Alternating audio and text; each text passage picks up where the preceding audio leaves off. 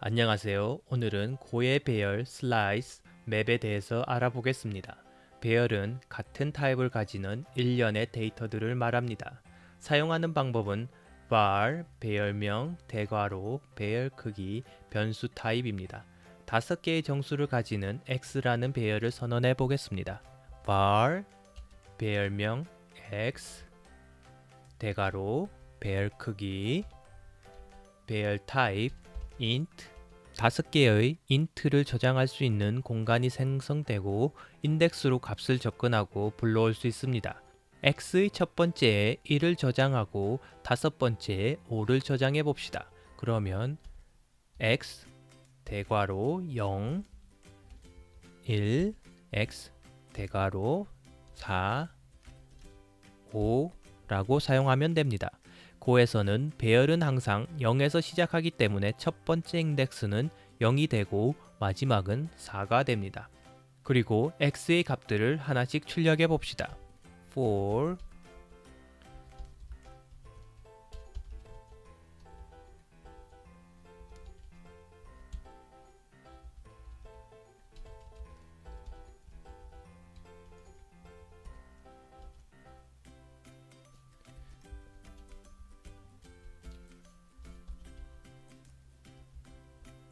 배열 x의 값들이 0에서 4, 그리고 첫 번째는 1, 마지막 번째, 다섯 번째는 5가 출력되었습니다. 여기에서 보시면 len 배열 x의 크기를 보여줍니다. 이것을 고에서 자주 사용하는 방법으로 바꿀 수도 있습니다. 그러면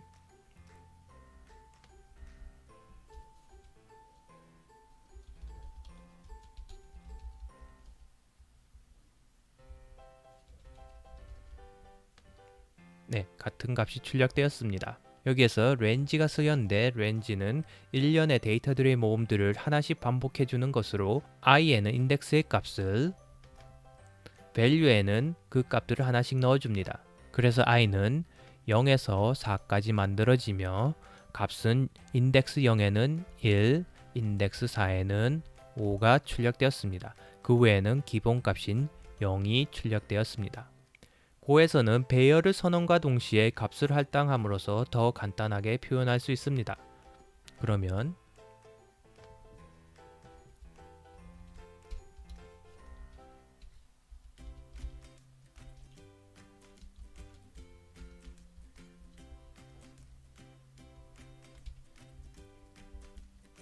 같은 값이 출력이 되었습니다. 그리고 배열의 크기를 생략하고 점점점을 넣어서 더 간단하게 표현할 수 있습니다. 점점점은 배열의 크기를 자동으로 찾아줍니다. 그러면 배열 크기를 지우고 점점점을 넣으면 x는 자동으로 5개의 정수를 가지는 배열이 됩니다. 같은 값이 출력이 되었습니다. 다음은 슬라이스에 대해서 알아보겠습니다. 슬라이스의 사용 방법은 var 슬라이스명 대괄호 슬라이스 타입을 선언해 준 다음 make 대괄호 슬라이스 타입 슬라이스 크기 capacity 크기로 슬라이스를 만들어야 합니다. capacity는 생략이 가능하고 생략하면 슬라이스 크기와 같으며 슬라이스 크기만큼 데이터가 추가되면 현재 capacity의 2배로 새로운 공간을 만들어 증가시켜 줍니다. 슬라이스는 배열과 비슷하지만 배열과 다르게 크기를 마음대로 변경할 수 있고 make를 사용해서 만들어야 합니다. 그리고 함수의 인자로 배열을 사용하면 모든 배열의 값들이 복사되어서 넘겨지고 슬라이스는 레퍼런스로 넘겨주게 됩니다. 즉 배열과 슬라이스의 크기가 각각 100일 때 배열은 복사가 100번 일어난 다음 복사된 대상을 넘겨주고 슬라이스는 레퍼런스 하나만 복사되어 넘어가게 됩니다. 캐퍼시티가 꽉 차서 새로운 공간을 자주 만들게 되면 성능이 하락하고 처음부터 너무 크게 만들면 메모리가 낭비되니 필요한 만큼 사용하시는 게 좋습니다. 그러면 5개의 정수를 가지는 Y 슬라이스를 선언하려면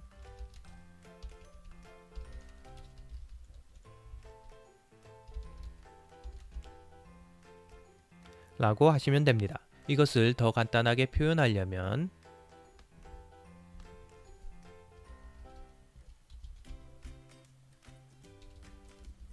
이렇게 표현할 수도 있습니다.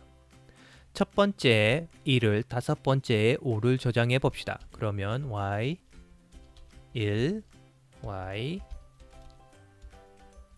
5가 되어 배열하고 사용법이 같습니다. 그리고 이것을 출력해 봅시다.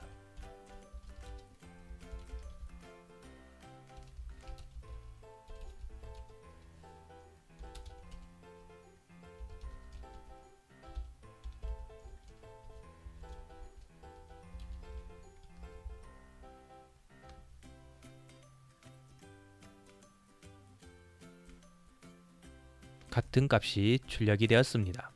여기에 여섯 번째 값에 6을 추가해 봅시다. 그러면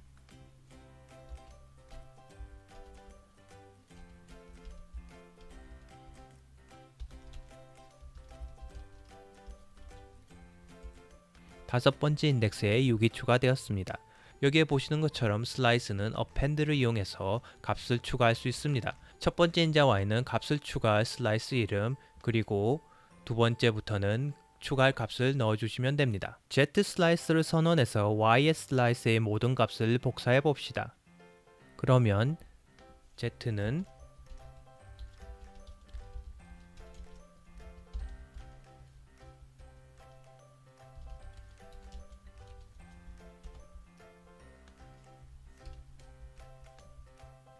z의 슬라이스 값이 y와 똑같이 출력이 되었습니다. 배열이나 슬라이스에서 크기를 구하기 위해 len을 사용할 수 있습니다. 그러면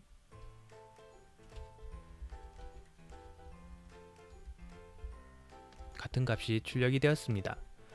그러면 y의 크기가 변하면 z의 크기도 똑같이 변하게 됩니다. 슬라이스는 배열이나 슬라이스의 특정 영역을 떼어내어 올 수도 있습니다. y의 첫 번째와 두 번째를 가져오겠습니다.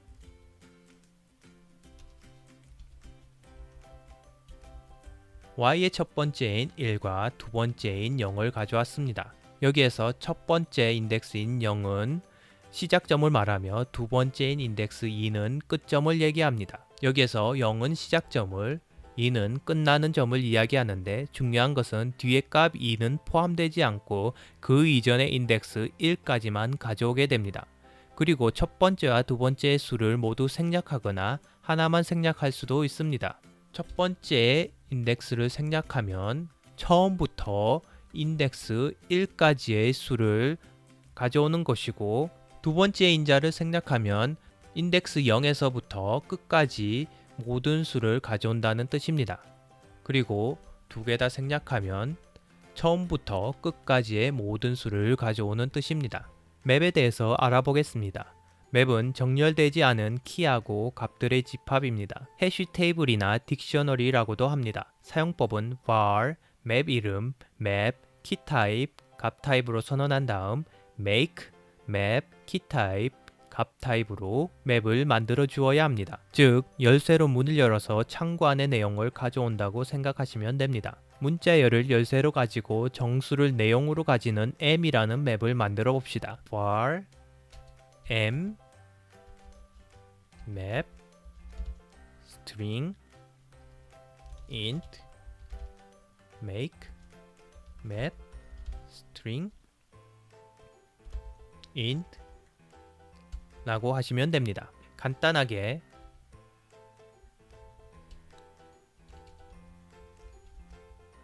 이라고 표현할 수도 있습니다. 그리고 키 1이라는 열쇠를 가지고 정수 10을 저장해 봅시다.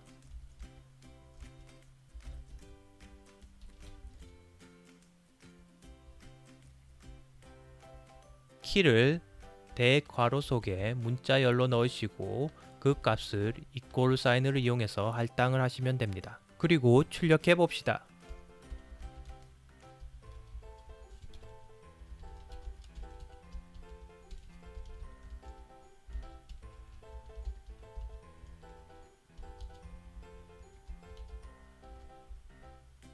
키와 값이 출력이 되었습니다. 여기서 렌지를 이용해서 맵 m 값들을 하나씩 반복해서 k에는 열쇠 이름을, v에는 그 창고의 내용을 복사해 줍니다. 키 2를 추가하고 20을 넣어 봅시다.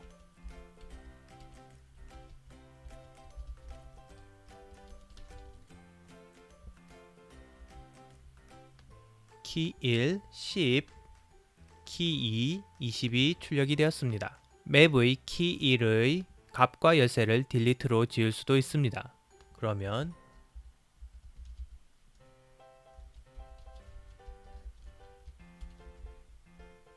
그러면 키 1은 삭제되고 키 2만 출력이 되었습니다. 만약 맵에 키 1이 있는지 없는지를 확인할 수도 있습니다.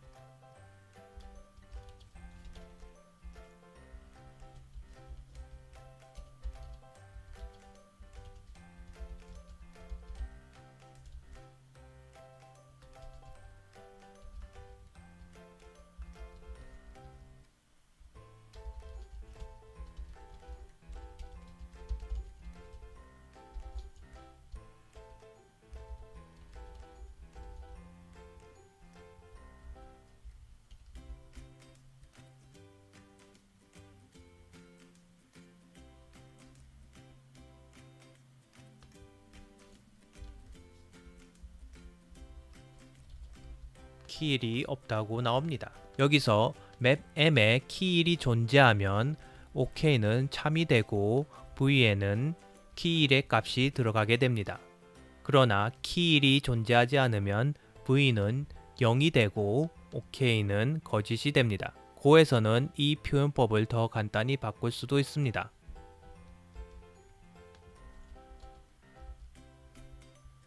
세미콜론을 이용해서 검사하는 값을 앞에 넣고 if로 비교할 값을 두 번째에 넣어주시면 됩니다. 키 1이 존재하면 OK는 참이 되므로 이 문장을 실행하게 되고 키 1이 존재하지 않으면 OK는 거짓이 되므로 else가 출력되게 됩니다. 다음 시간에는 함수와 포인터에 대해서 알아보겠습니다.